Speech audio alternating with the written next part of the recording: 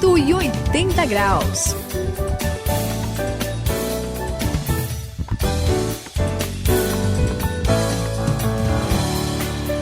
Olá, você que está acompanhando aqui o 180 graus, eu sou o André, essa é a virada da sua vida.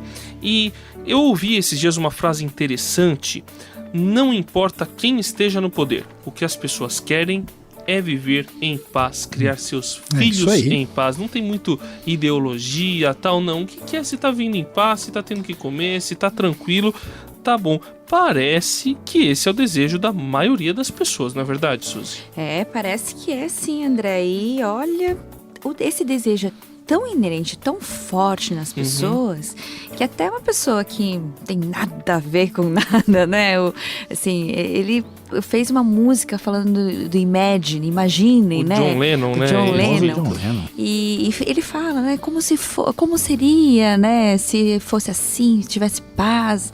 E sonhando com a paz, né? E a gente vê isso na Bíblia, a gente vê isso na vida das pessoas. Quer dizer, é um desejo muito forte das pessoas, não é, Sayão? É verdade, Suzy. A gente vê que a paz, né, tá no coração de todo mundo. Eu vou até contar uma coisa interessante para vocês. Esses dias eu estive em Israel e vocês não imaginam, eu tava almoçando com um árabe. É mesmo? E a gente tá conversando ali, né? E eu perguntei para ele: escuta, como é que é essa questão, né, de paz entre judeus e árabes? Qual é o problema da paz? Ele falou: não há nenhum problema de paz, não há nenhum problema entre árabes e judeus. Eu falei: sério? Puxa, eu estou ouvindo coisa tão diferente na mídia, como assim? Ele disse: existe um confronto entre quem quer a paz e quem não quer a paz. Ou seja, há judeus e árabes querendo paz e há judeus e árabes que não querem a paz. Então essa é a verdadeira complicação.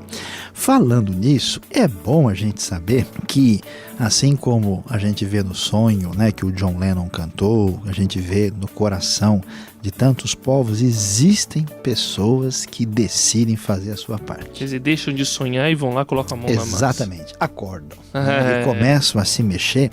E olha, no embalo daquilo que o Evangelho nos apresenta, eles se tornam verdadeiras pessoas que fazem a paz. Eles são os pacificadores. Fique em paz, a gente já vai falar para você a respeito desse assunto aqui no 180 graus.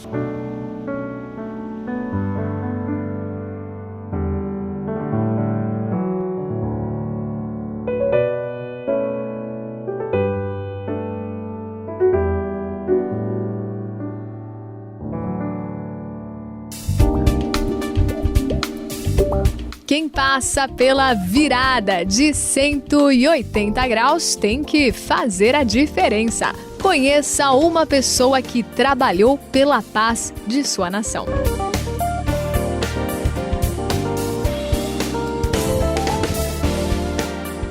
Aqui no 180 graus, eu estou em paz nessa virada da vida. Mas não é paz parigudom. Não é paz parigudom, é paz de verdade.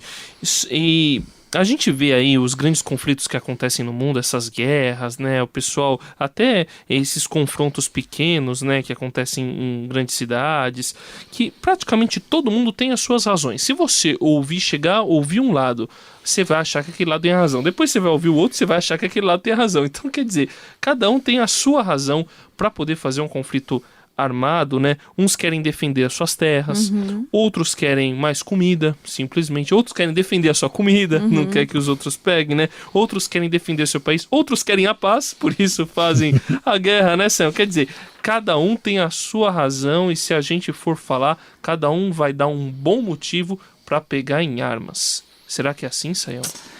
Pois é, André, a coisa é complicada. Eu só não entendi quando você falou que uns querem proteger que ninguém pega a sua comida. Você olhou para mim, eu não sei se foi um olhar de paz ou foi um olhar de conflito, Suzy. Foi meio estranho aqui o negócio. Pelo menos não tem arma para pegar aqui. Não tem, né? Exatamente. Então, fique em paz que por enquanto... Deixa eu botar minha marmita aqui de lado. Mas olha, André, falando sério aqui, eu gosto muito de ler sobre a história assim, de diversos países, nações e povos assim que buscaram, né, a independência contra os poderes opressores. Quem vive no ambiente das Américas sabe o que significa a luta pela independência, né? É verdade. Infelizmente, né, o Brasil é uma exceção nessa história, mas muitas dessas situações envolveram aí guerras sangrentas, bota sangrento nisso, difícil, né? Na África do Sul, por exemplo, aconteceu o terrível regime político do apartheid. Apartheid, que palavra é essa? Que coisa estranha. Mas era o seguinte, a África do Sul tinha uma população assim, majoritária de negros, né, mais ou menos 70%, e uma população de origem europeia, né, principalmente ingleses e holandeses de origem, que não chegava a 20% da população. E outras misturas, outros povos, né, no meio desse processo todo.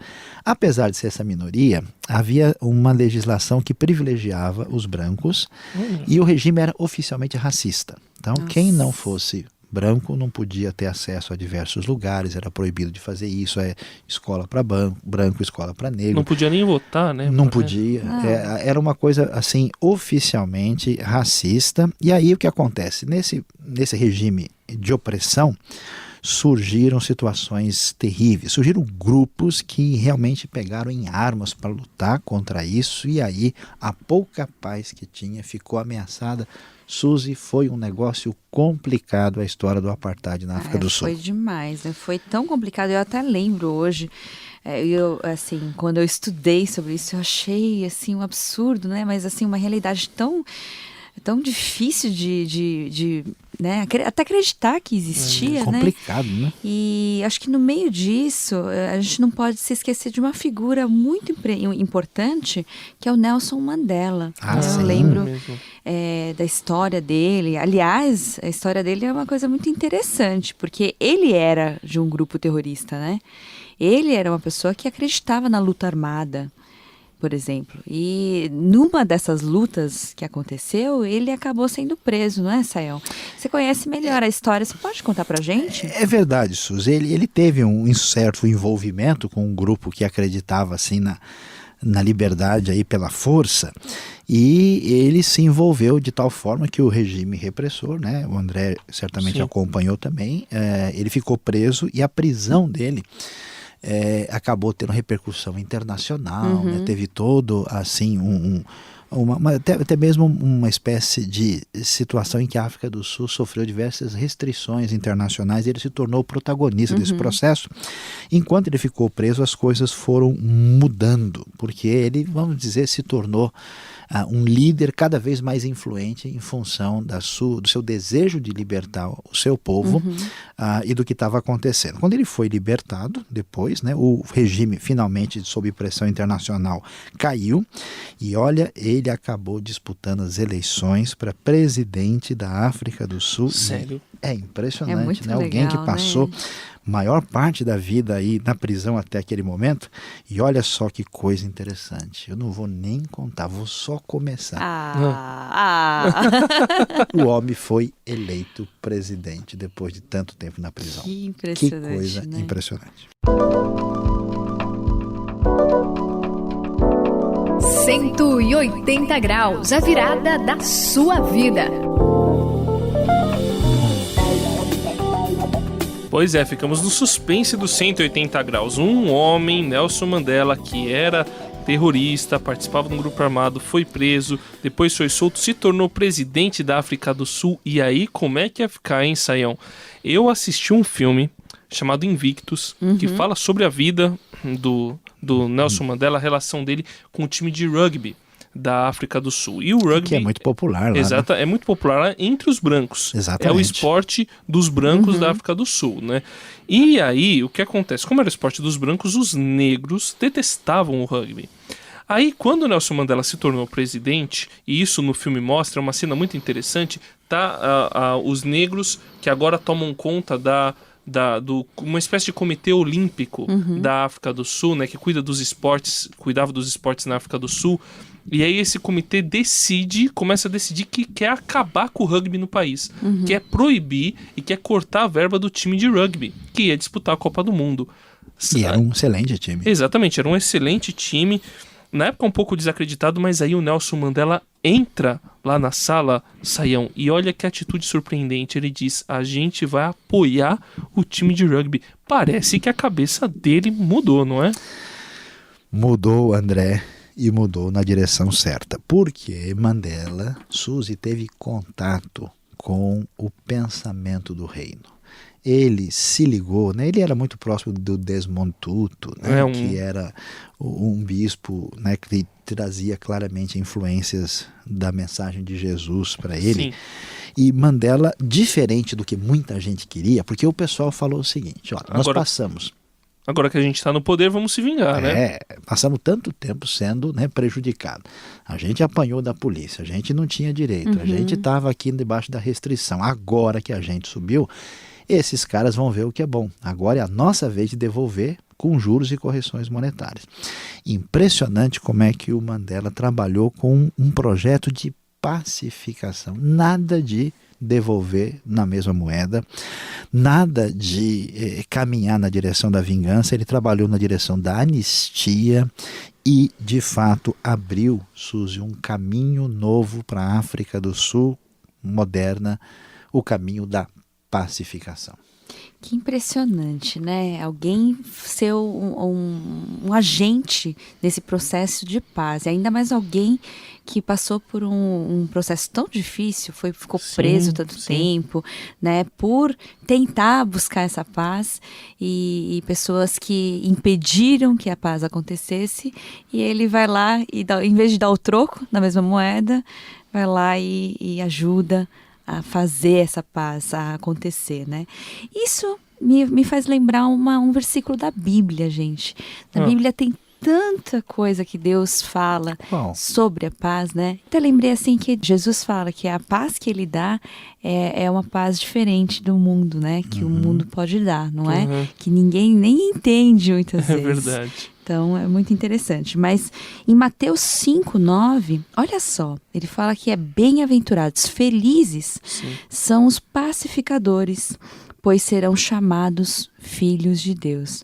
Não é maravilhoso, né? Olha só, se você for um agente da paz, você é chamado de filho de Deus. Não é lindo demais, né, Sayão?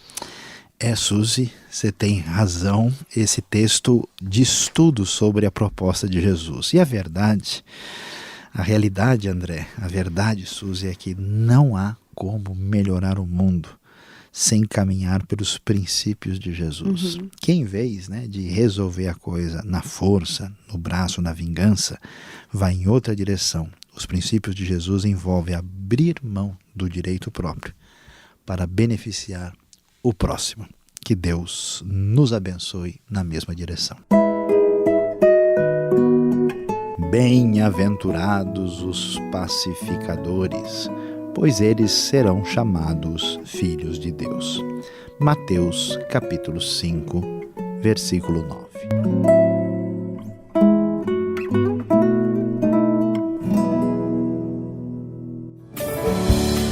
Finalizando mais esta virada de 180 graus, aqui hoje a gente aprendeu sobre a paz.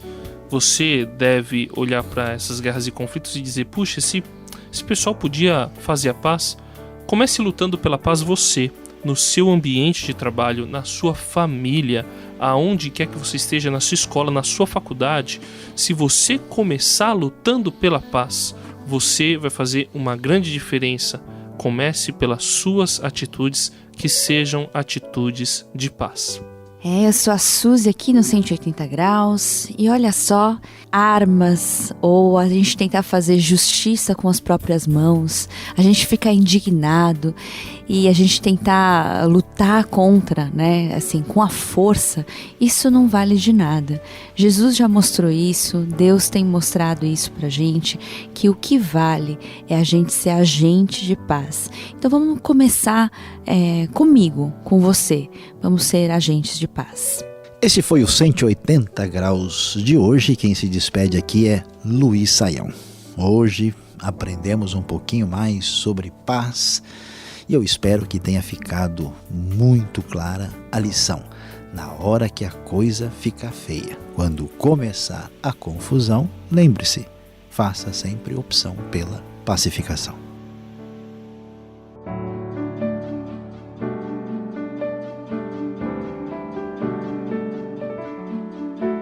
...180 graus, a virada da sua vida. É uma realização transmundial. Apresentação e produção de André Castilho, Suzy Lee e Luiz Saião. Apoio técnico de Paulo Batista.